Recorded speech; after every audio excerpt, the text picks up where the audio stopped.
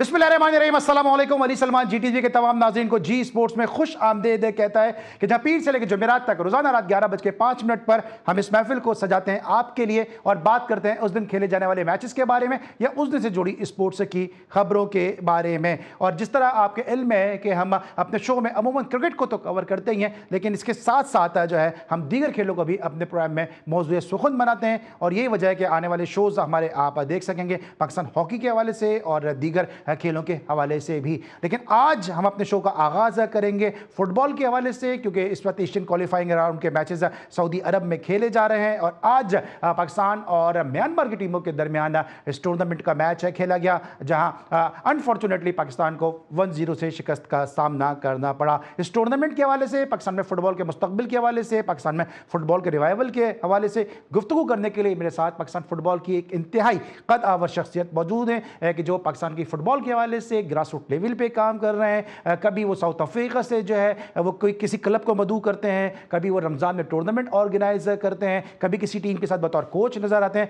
अलगर्ज ये कि फुटबॉल उनका ओढ़ना बिछोना है और बहुत ही तनदेही के साथ पाकिस्तान में फुटबॉल को रिवाइव करने की कोशिश कर रहे हैं। मेरे साथ मौजूद है पाकिस्तान के क्वालिफाइड कोच और एक बहुत ही फुटबॉल का एक बड़ा नाम नासिर इस्माइल साहब, शो में खुश आमदेद कहते हैं। अस्सलाम वालेकुम नासिर इस्माइल साहब।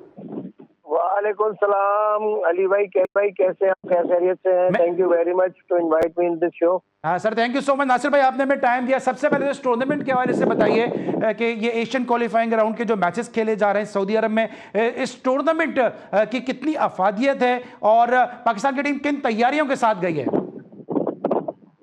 बिस्मिल्लाहिर्रहमानिर्रहीम। देखें अली सलमान भाई, पाकिस्तान की टीम जो है वो बहुत शॉर्ट टाइम इनको मिला है प्रिपरेशन का, क्योंकि आपको पता है ट्रांजिशन पीरियड चल रहा था, यहाँ पे इलेक्शन के मामला थे, तो उसकी वजह से प्रॉपर तरीके से कैंप नहीं था यहाँ पे और बहुत 4 से 5 दिन का मेरे ख्याल से बहुत शॉर्ट प्रिपरेशन का कैंप हुआ और उसके बावजूद आज पाकिस्तान ने जो मैच खेला वो 1-0 से उन्होंने लूज किया। और मैं समझता हूँ फर्स्ट हाफ में तो काफी पाकिस्तान की टीम जो थी वो प्रेशर में थी और मैं समझता हूँ कि म्यांमार को इतनी ज्यादा अच्छी टीम नहीं थी, ना इतनी ऑर्गेनाइज थी।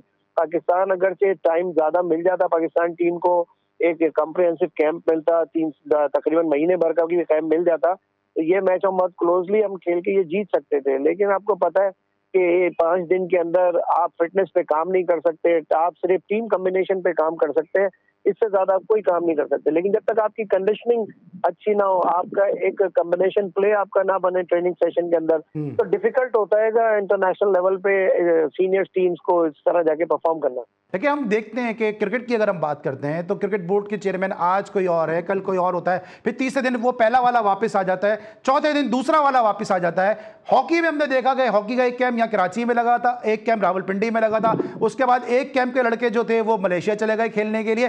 तो ये जो बॉडीज के मामला हैं ये तो सामने रहते हैं, लेकिन फिर भी कैंप लगे होते हैं, टीमें तैयारियां कर रही होती हैं। नॉर्मलाइजेशन कमेटी जो भी काम कर रही थी वो अंदरूनी खाना सियासत थी, ये जो भी क्रिकेट जो भी फुटबॉल फेडरेशन के मामला थे वो जो है वो ऑफिस, लेकिन कैंप तो सर लगाना चाहिए था ना, क्योंकि पाकिस्तान को रिप्रेजेंट करना था जाके। देख रहे किसी भी इदारे में अगर से देखे ऊपर के लेवल के ऊपर चेंजेस आती है, लेकिन नीचे के लेवल पे जो टेक्निकल स्टाफ है, जो लॉजिस्टिक मामला है, वो तो चलते रहते हैं, वो तो काम करते रहते हैं, डोमेस्टिक इवेंट होते रहते हैं। क्रिकेट का पीसीबी का चेयरमैन कोई भी अगर डोमेस्टिक इवेंट चल रहा है वो चलता रहेगा, हॉकी की अगर नेशनल लीग चल रही है तो चलती रहेगी। क्यों? कि उनका टेक्निकल डिपार्टमेंट फाल था, हमारे पास तो टेक्निकल डिपार्टमेंट ही नहीं था, अनफॉर्चुनेटली हमारे पास तो डायरेक्टर। नासिर इस्माइल साहब, फुटबॉल में आप जैसे लोग मौजूद हैं, मैं खुद इस बात का विटनेस हूं कि किस तंदेही के साथ आप काम कर रहे हैं। आप एक टूर्नामेंट कराते हैं रमजान का नया नाज़िमाबाद में, जो पाकिस्तान के फुटबॉल के मैं समझता हूं क्लब के प्रीमियर टूर्नामेंट में होता है। जब उसमें इतनी कॉम्पिटिटिव फुटबॉल देखने को मिलती है तो टैलेंट निकालना या टैलेंट को गैदर करना कौन सा मुश्किल काम है? सर मुश्किल काम इसलिए है कि देखें ये टूर्नामेंट जो हम कराते हैं, ये टूर्नामेंट एक एंटरटेनमेंट टूर्नामेंट होते हैं, ये 10 दिन 15 दिन के टूर्नामेंट होते हैं। हम अपनी पब्लिक को एंगेज करते हैं, पब्लिक एंगेज होती है, आती है, देखती है, एंजॉय करती है, चली जाती है। ये डेवलपमेंट वर्क नहीं है। डेवलपमेंट वर्क जो है वो चलता है पाकिस्तान प्रीमियर लीग से, जो दुनिया भर के अंदर जो टीमें बनती है नेशंस की, वो सिलेक्शन होती है उनकी, जो ए डिवीजन लीग होती है, बी डिवीजन लीग होती है, वहां से टैलेंट आइडेंटिफाई होता है और उसके बाद वो आता है नेशनल कैंप के अंदर। फिर नेशनल कैंप में 40 से 45 लड़कों का पूल बनता है, उनके फिटनेस टेस्ट होते हैं, उनकी टेक्निकल एबिलिटीज को देखा जाता है, उनकी मेंटल टफनेस को देखा जाता है, उनकी जो फाइनेंशियल इश्यूज होते हैं उनको देखा जाता है, तब जाके कहीं नेशनल टीम बनती है सर। ये जो टूर्नामेंट्स है ये हमारा एक पैशन है, हमारा शौक है, हम कराते हैं। अब ये बताएं कि अगला जो पाकिस्तान का मैच है वो अगेंस्ट अफगानिस्तान है और 9 अक्टूबर को वो मैच है खेला जाएगा। क्या हम ये उम्मीद रखें कि अब तैयारियों के लिए थोड़ा टाइम मिल जाएगा तो बेहतर हमें फुटबॉल देखने को मिलेगी? बिल्कुल डेफिनेटली। अब आप अगली जो पाकिस्तान टीम देखेंगे वो बिल्कुल डेफिनेटली टोटली चेंज देखेंगे। उसकी वजह यह है कि देखिए हमारे पास एक डायस्पोरा कल्चर भी मौजूद है, और डायस्पोरा, हम कहते हैं कि डायस्पोरा प्लेयर्स टीम में होने चाहिए, लेकिन वो प्लेयर हो कि जो कम से कम जिनकी एक प्रोफेशनल क्रेडिबिलिटी हो, जिनकी प्रोफेशनल परफॉर्मेंसेज हो। यहाँ पे 9-9, 10-10 प्लेयर डायस्पोरा खेल रहे हैं पिछले 4 साल से। आप पाकिस्तान टीम का हाल आप देख लें। आज के मैच के अंदर, आज का मैच म्यांमार को मैं समझता हूँ कि अगर से हमारी टीम का लोकल प्लेयर्स का ब्रांड को थोड़ा सा ज्यादा पुश किया जाता तो समझते हैं टीम का रिजल्ट चेंज हो सकता था। लेकिन हम डायस्पोरा के खिलाफ नहीं हूं। मैं ये कहता हूं कि क्वालिटी प्लेयर है, दुनिया डायस्पोरा बुला के खिला रही है, पूरी दुनिया खिला रही है। अफगानिस्तान खिलाती है, बांग्लादेश ने शुरू कर दी है, श्रीलंका बुला रही है, इंडिया नहीं खिलाती क्योंकि इंडिया ड्यूल पासपोर्ट एक्सेप्ट नहीं करती। ठीक है, वो अब कुछ पॉलिसी चेंज करने जा रहे हैं, लेकिन हमारे पास जो प्लेयर आते हैं उनमें चंद प्लेयर ऐसे हैं जो क्वालिटी वाले हैं, लेकिन बाकी प्लेयर ये हैं जो संडे मंडे लीग खेलते हैं। बाकी इतने को क्वालिटी प्लेयर नहीं। हमारा लोकल प्लेयर को अगर से लॉन्ग टर्म कैंप दिया जाए, उसको बाकायदा फाइनेंशियल अच्छी सपोर्ट की जाए, उसको इन्वायरमेंट अच्छा नासिर भाई, तो मैं समझता हूँ। नासिर भाई वक्त बड़ा महदूद है, ये बताएं कि ये हमने माजी में ये प्रैक्टिस देखी है, ये ट्रेडिशन देखा है कि कैंप लग रहा होता है, लोकल प्लेयर बेचारे मेहनत कर रहे होते हैं, धूप में गर्मी में अपना पसीना बहा रहे होते हैं, लेकिन फिर अचानक से हम देखते हैं कि इंग्लैंड में कोई तीसरे दर्जे का क्लब है, उसके प्लेयर को बुला के खिला देते हैं, कॉम्बिनेशन नहीं बन पाता और वो आपस में जेल नहीं हो पाते हैं। लगता है आपको कि इस चीज ने बड़ा डैमेज किया पाकिस्तान फुटबॉल को? आपने मेरी सारी बातों का जवाब तो खुद ही दे दिया ना कि जी कॉम्बिनेशन नहीं बन पाता है, जेल नहीं हो पाते। उसके लिए चाहिए long term policy, long term camp. समझे कि इधर प्रीमियर लीग के मैचेस चल रहे हो, बाद के अंदर वो प्लेयर निकल के कैंप में भी आए और कैंप को भी खेलें। और कम्पिटिटिव मैचेस जो है ना, जो आप बात कर रहे हैं, प्रीमियर डिवीजन के जो मैचेस होते हैं वो मोर कम्पिटिटिव देन अवर टूर्नामेंट्स। वो आप हमेशा कवर करते हैं हमारे टूर्नामेंट्स को, आप हमेशा हमारे साथ एज एक्सपर्ट हम बैठे होते हैं, आप कमेंट्री कर रहे होते हैं, तो आपने भी मैचेस देखेंगे। लेकिन अब जो आप बात कर रहे हैं ना कॉम्बिनेशन का, आप कोऑर्डिनेशन का, और साथ साथ जो है वो लॉन्ग टर्म ट्रेनिंग कैंप्स का, तो बाकायदा वो चीजें जब अब आएंगी। अब आप देखिएगा कि जो मोहसिन गिलानी है उनका जो नया एक्शन होगा वो सबके सामने आएगा। समझे, अब मुझे से बताएं कि क्रिकेट के 5-5 लोग जो है वो टीम के साथ एज ए ऑफिसर्स लगे हुए हैं। समझे, फुटबॉल के अंदर क्रिकेट वालों का क्या काम है भाई? अगर मुझे क्रिकेट वाले लगा दें तो क्रिकेट वाले मुझे बर्दाश्त करेंगे? ये बताएं। तो आपको तो फुटबॉल वाले बर्दाश्त नहीं करते, आप इतनी सच्ची बात करते हैं। इसी वजह से नहीं करते ना। बात यह है कि सीधी और सच्ची बात कर दो तो बुरा लग जाता है, समझे। लेकिन बात यह है सर जी कि आदमी ने दुनिया में जवाब नहीं देना, अल्लाह को जवाब देना है। आदमी वो बात करे जो सीधी और सच्ची हो। अच्छा ये बताएं, लेकिन आप बड़े मुझे बड़े पॉजिटिव, एक छोटी सी बात करूंगा कि ये जो हमारे प्रेसिडेंट है ना मोहसिन गिलानी आए हैं, इनका विजन बहुत अच्छा है, इनकी जो थॉट्स है वो अभी बहुत अच्छी है, एम इनका बहुत हाई है। तो आप देखेंगे कि आपको पाकिस्तान के फुटबॉल में आने वाले 6 महीनों में आपको बहुत ज्यादा चेंजेस नजर आएंगे। मेरा अगला सवाल भी ये था कि जो कुछ आप, क्योंकि आप फुटबॉल के हवाले से मैं जानता हूं कि आप कितना काम कर रहे हैं, इसीलिए आपसे शिकवा भी बनता है और इसीलिए आपकी जो मेहनत है उसको आवाम के सामने, लाइमलाइट में, मीडिया के सामने लाना भी बड़ा जरूरी है कि आप नेपाल से भी वीमेंस लीग के अंदर प्लेयर लेकर आए। इस तरह मैंने पहले भी कहा, साउथ अफ्रीकन क्लब को भी आप जो है वो ला के आपने खिलाया है, तो आप अपने तौर पर तो अपने तई तो बड़ी कोशिश कर रहे हैं। लेकिन ये मोहसिन गिलानी साहब ने अपना प्लान को, अपना विजन दिया है और आप जैसे डेडिकेटेड लोग क्या उनके साथ शाना बशाना है, उनको सपोर्ट कर रहे हैं? बिल्कुल हम सपोर्ट कर रहे हैं उनको, और हम उनको बिल्कुल आउटराइट सपोर्ट करेंगे। मैं क्या बल्कि पूरे पाकिस्तान से मैं रिक्वेस्ट करूंगा कि अब एक शख्स आ गया है, लेट हिम वर्क, उसको काम करने दें, उसके विजन के साथ चलें। गलतियां होंगी, अच्छी बातें भी होंगी, थोड़ी बहुत खामियां भी होंगी, लेकिन हमें पूरी कौम को अब सपोर्ट करना चाहिए क्योंकि हम इस वक्त 10 साल से सफर कर रहे हैं पाकिस्तान के फुटबॉल को। तो अब टाइम नहीं है कि हम जो है वो आने वाले बंदे को क्रिटिसाइज करें, उसको हम जबरदस्ती उल्टे सीधे मशवरे दें, उसको उसके सिंगल माइंडेड तौर पर काम करने दें। उनके साथ जो एग्जीक्यूटिव काउंसिल है उनमें सारे फुटबॉलर्स हैं, जो कांग्रेस है उसमें सारे फुटबॉलर्स हैं। तो एक अच्छा बैच बना है पाकिस्तान की हिस्ट्री में पहली दफा कि जिसमें तमाम फुटबॉलर्स हाउस में मौजूद है, एग्जीक्यूटिव काउंसिल में भी और आपके मेंबर कांग्रेस में भी। तो मेरे ख्याल से वो तमाम लोग फुटबॉल के बैकग्राउंड से हैं, उनमें इंटरनेशनल फुटबॉलर्स हैं, उसमें नेशनल लेवल के प्लेयर्स हैं, उनके अंदर क्वालिफाइड लोग हैं। तो मैं समझता हूँ कि वो उनको अच्छे मशवरे देंगे और उनको साथ लेकर चलेंगे तो आपको आने वाले वक्तों में नजर आएगा कि पाकिस्तान के फुटबॉल में बहुत ज्यादा फर्क आएगा। चलें, ये फर्क नजर आना चाहिए क्योंकि जिस तरह चेयरमैन पीसीबी मोहसिन नकवी साहब हैं, इस तरह अब फुटबॉल फेडरेशन के चेयरमैन मोहसिन गिलानी साहब आ गए और देखना है अभी दोनों मोहसिन मिलकर पाकिस्तान स्पोर्ट्स के लिए कितने मोहसिन साबित होते हैं। कुछ जिस तरह हम आपके मुसलसल मैचेस को दिखा भी रहे होते हैं, मुसलसल मैचेस को आपको कवर भी कर रहे होते हैं, जी स्पोर्ट्स के रोल के हवाले से क्या कहेंगे कि जिस तरह पाकिस्तान के फुटबॉल के हवाले से काम कर रहा है, जिस तरह जो है वो कराची के फुटबॉल के हवाले से काम कर रहा है? देखें जी स्पोर्ट्स जो है ना वो अली सलमान और जी स्पोर्ट्स जो है ना वो लाजिम व मलजूम हो गएंगे इस वजह से, क्योंकि आप बिल्कुल सच्चाई की बुनियाद पे प्रोग्राम करते हैं, आप तमाम फैक्ट सामने रखते हैं। आपको मैंने नहीं देखा कभी आपके जी टीवी को या आपको आपको किसी किस्म की लालच हुई हो कि आप पीसीबी में चले जाएं या पीएचएफ में चले जाएं या पीएफएफ में चले जाएं। ठीक है, आप सच्चाई और ईमानदारी के साथ अपना प्रोग्राम करते हैं और आप राय रखते हैं अवाम के सामने और अवाम फिर फैसला करती है कि क्या सही और ये क्या गलत है। यही एक ईमानदारी की सियासत की रिक्वायरमेंट होती है जिसको जी टीवी जो है वो हर लम्हा जो है वो अवाम तक पहुंचाता है।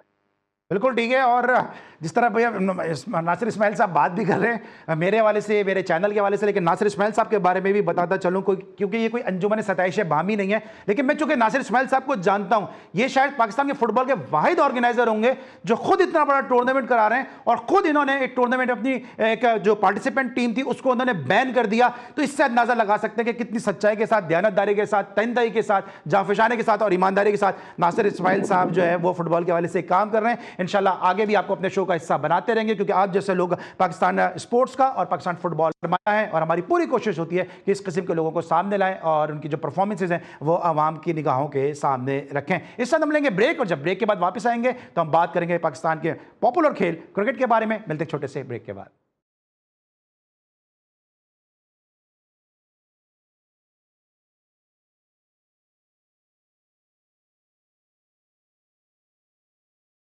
Welcome back after the break. और ब्रेक पर जाने से पहले हमारे साथ मौजूद थे पाकिस्तान के क्वालिफाइड कोच नासिर इस्माइल साहब और हम बात करेंगे इस वक्त पाकिस्तान के ऐसे कौन नमस्कार स्पोर्ट्स जर्नलिस्ट से कि जिनकी ना सिर्फ क्रिकेट बल्कि दीगर खेलों के हवाले से भी बड़ी गहरी निगाह है और एक तवील अरसे से स्पोर्ट्स जर्नलिज्म से वाबस्ता है, ग्रास रूट स्पोर्ट्स पर काम करते नजर आते हैं और साथ साथ इनका जो अपना यूट्यूब चैनल है यह भी बड़ी कामयाबी के साथ शोहरत और मकबूलियत की मनाजिल तय कर रहा है। पाकिस्तान के एक निजी चैनल पर अपना स्पोर्ट्स का शो भी होस्ट करते हैं और हमारे लिए बहुत ही इंतहाई काबिल मोहतरम है और हमारे बड़े अजीज दोस्त हैं हाफिज इमरान साहब, शो में खुशामदीद कहते हैं। अस्सलाम वालेकुम इमरान, कैसे हैं आप? वालेकुम अस्सलाम अली साहब बहुत बहुत शुक्रिया, आपके अच्छे अल्फाज का भी बहुत शुक्रिया।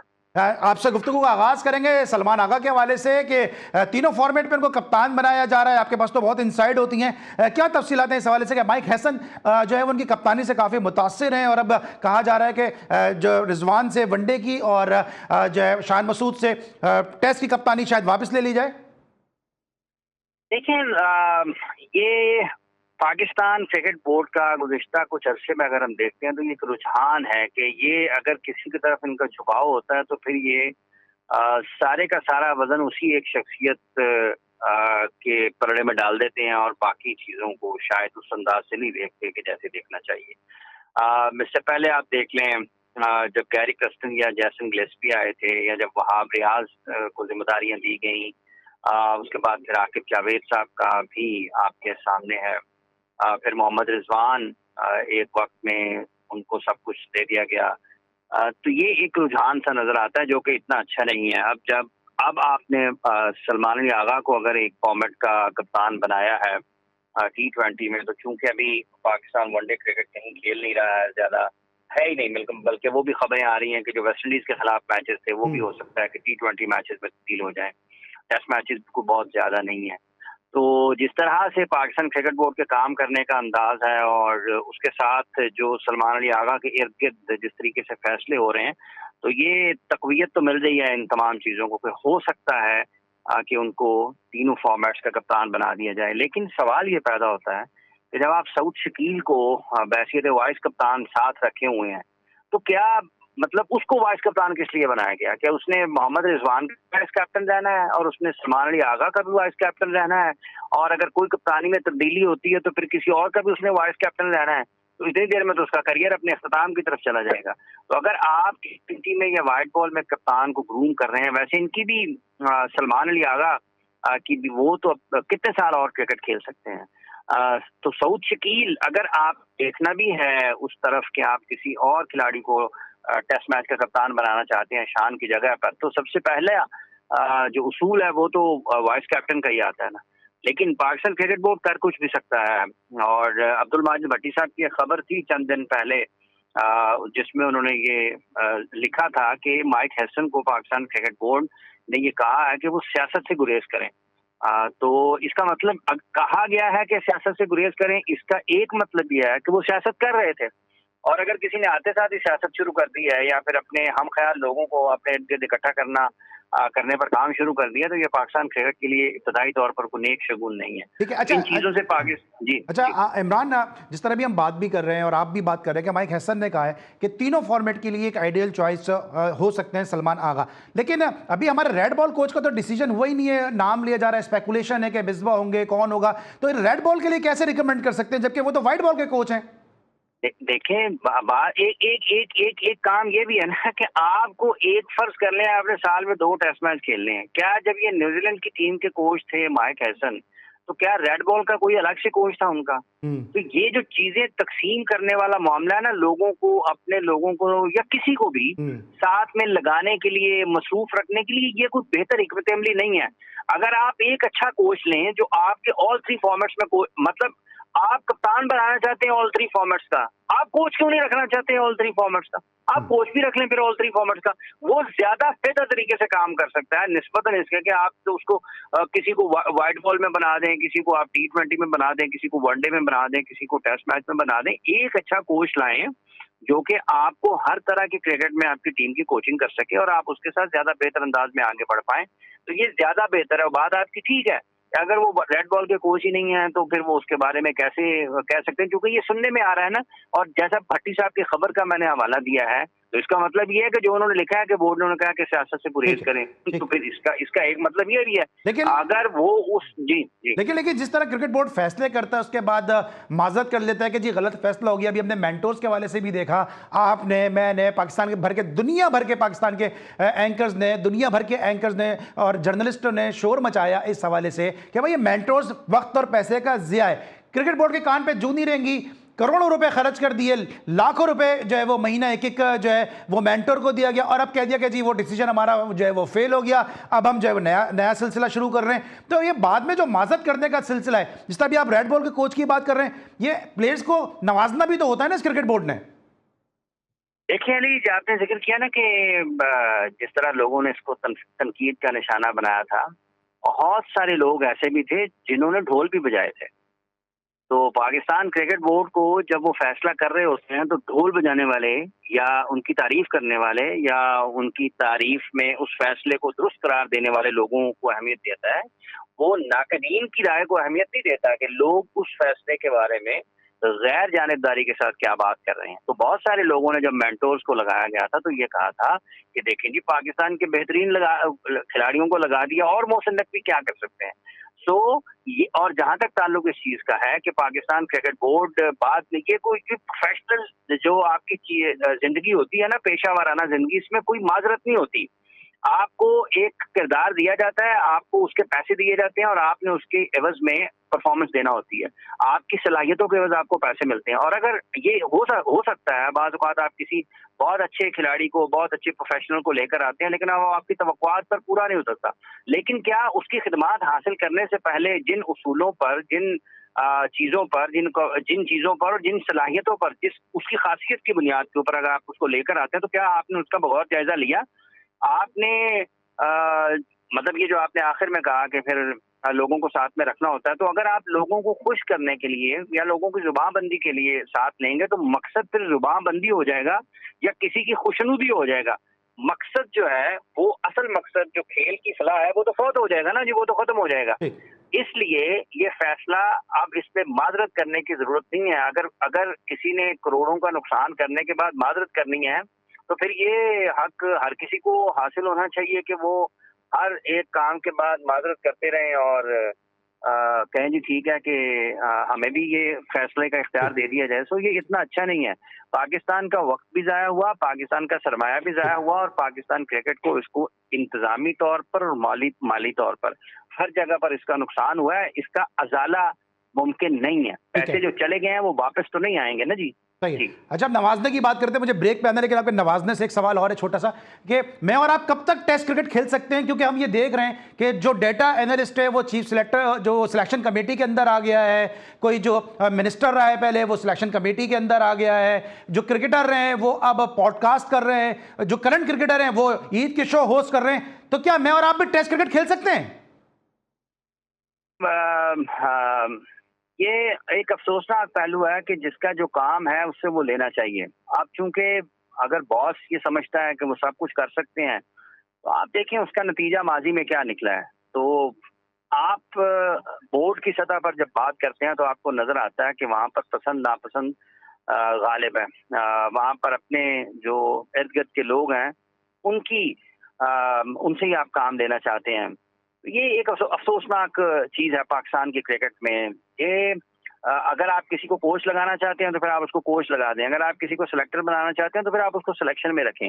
अगर एक कोचिंग में नाकाम हुआ है सिलेक्शन में ले आते हैं, सिलेक्शन में नाकाम होता है कोचिंग में ले आते हैं। और ये जो मीडिया के काम है डिजिटल के, पाकिस्तान क्रिकेट बोर्ड की एक अलग ही अंदाज है, चाल उसके रंग ढंग निराले ही हैं। तो ये तो मतलब है कि तुसा माँ को न्याजी आखू तो मैं तो आंकू न्याजी आखना, you scratch my back I scratch your. तो ये इस किस्म की चीजें चल रही हैं, इतना अच्छा नहीं है। सिर्फ क्रिकेट को देखें ना, तमाम तर चीजें जितनी भी हुई हैं, अगर तो खेल को फायदा हुआ है तो बता दिया जाए, अगर खेल को फायदा नहीं हुआ तो इसका मतलब ये कि फैसले गलत हो रहे हैं। और अगर गलत फैसले हो रहे हैं तो क्या उनकी इस्लाह हो रही है? बदकिस्मती की बात यह है, मतलब बदकिस्मती नहीं, अफसोसनाक सूरत हाल है, क्योंकि इस्लाह भी नहीं हो इस्लाह रही सर है। करना भी नहीं चाहते, क्योंकि मुझे लग रहा है मोहसिन नकवी साहब अपने नाम की लाज रख रहे हैं कि सबके मोहसिन बने हुए हैं, जो जो उनके करीबी लोग हैं सबको वो नवाज भी रहे हैं मन में। तो वो ये कहा जाता है कि तूने जब जब पुकारा मोहसिन, मैंने कहा कि तुम्हारा मोहसिन, तुम्हारा मोहसिन। और हम सबके मोहसिन बनने के बजाय अपने ही लोगों के मोहसिन जो है वो बने हुए। ब्रेक लेंगे, वापस आएंगे, हाफिज इमरान से मजीद गुफ्तगू करेंगे। मिलते हैं छोटे से ब्रेक के बाद।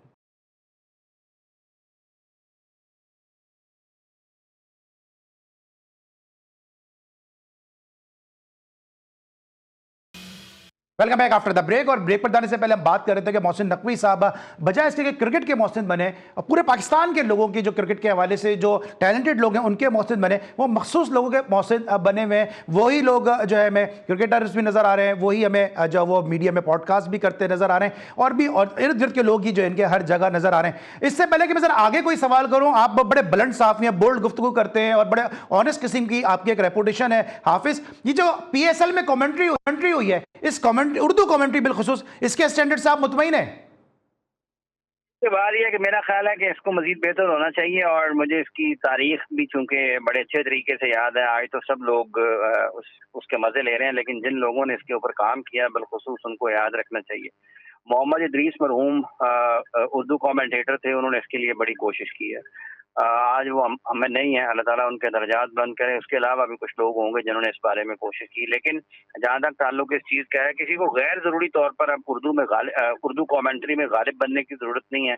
और जो बेहतर लोग हैं इसके लिए पाकिस्तान क्रिकेट बोर्ड को तैयार करना चाहिए अपने उर्दू कमेंटेटर्स को, और उसमें जो कमेंटेटर्स हैं और जो एक्सपर्ट्स हैं उसकी भी इसमें जो है ना वो तकसीम होनी चाहिए कि कमेंटेटर्स कौन है और एक्सपर्ट्स कौन है। और उसके लिए आपको वो आवाजें जो आपको ज्यादा भली मालूम होती हैं, ये जो लोग कर रहे थे बहुत अच्छे होंगे, लेकिन इसका मयार बहुत बेहतर होना चाहिए। और इसमें ये जो हमें सुनने को मिलता है ना भाई बड़े, और ये मतलब आपको एक प्रोफेशनल कमेंट्री की तरफ जाना है तो जो प्रोफेशनल कमेंट्री होती है उसी तरीके से आगे बढ़ना चाहिए, और इसका मयार बहुत बेहतर हो सकता है। ये पाकिस्तान में ज्यादा समझी जाने वाली जुबान है, ये पाकिस्तान में ज्यादा सुने जाने वाली जुबान है।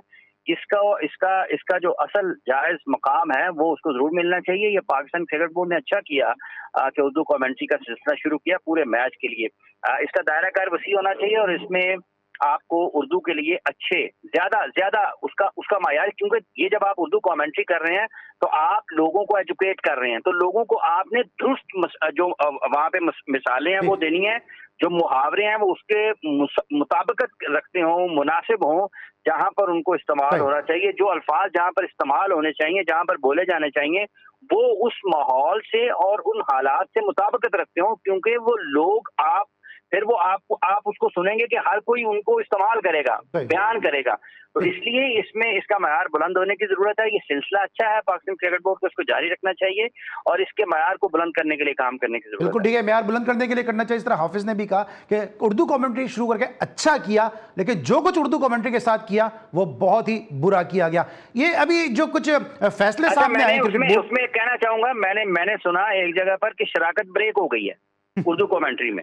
नहीं सर, हमने तो क्योंकि मैं इस पे ज्यादा इसलिए बात नहीं करता हूं कि मैं खुद कमेंटेटर हूं, तो मैं खुद स्टेक एक होल्डर इसलिए हवाले के तौर पर इस्तेमाल कर रहा हूं। ये पैगाम है, क्योंकि आपने बच्चों को एजुकेट करना है, आपने उनको बाशऊर करना है, उनके शऊर में इजाफा करना है, तो आपको उस अंदाज में उर्दू कमेंट्री को आगे लेकर जाना चाहिए ताकि लोग एक उर्दू कमेंटेटर के हैसियत से अपना मुस्तकबिल, पेशावर जो उसका प्रोफेशनल फ्यूचर है, उसमें आगे बढ़ सकें। बिल्कुल, क्योंकि हमने तो ये भी सुना है बहुत अच्छा शॉट और कैच हो गया, ये सब भी सुनने को इस कमेंट्री के दौरान मिला है। लेकिन बहरहाल ये सरफराज अहमद के हवाले से क्या कहेंगे और सिकंदर बख्श साहब की जो इंडक्शन हुई है, क्योंकि पीसीबी का जो मीडिया डिपार्टमेंट है इसमें कोई प्रेस रिलीज उनकी जानिब से आई नहीं है, लेकिन अभी आपने माजिद भट्टी साहब का जिक्र किया तो उनकी जो रिपोर्ट है वो ये है कि सिलेक्शन कमेटी में इंडक्ट कर लिए गए, बांग्लादेश के खिलाफ इनकी मशावरत से जो स्क्वाड बनाया गया, असद शफीक और अजहर अली फारिग हो गए।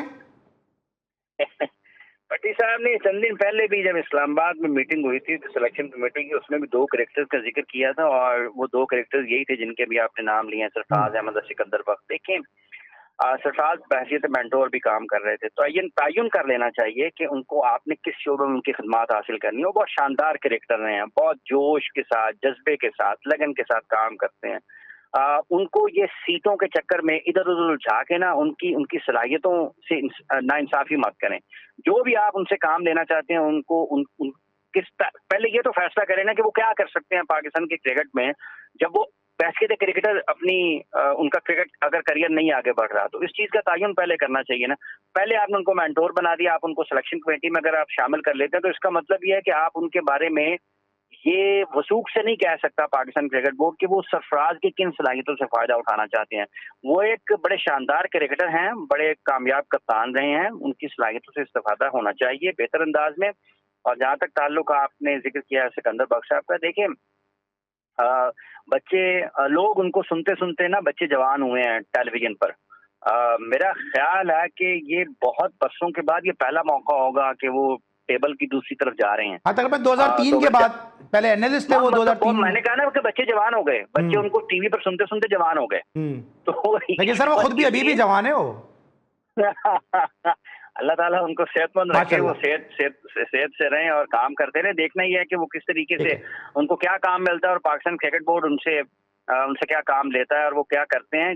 क्रिकेटर्स की कमी नहीं है पाकिस्तान क्रिकेट बोर्ड में, तो जो काम होना चाहिए असल उसकी कमी है। मसला सिर्फ ये है ना सर, मसला ये है क्रिकेटर्स की कमी नहीं है, लेकिन क्रिकेट बोर्ड जो है हमारा वो मॉडल टाउन से और टीवी की स्क्रीन से बाहर तो निकले। ये 2 ही जगह शायद उनकी 2 आंखें वो 2 ही जगह लगी हुई है, उसके अलावा कहीं जा नहीं रही हैं।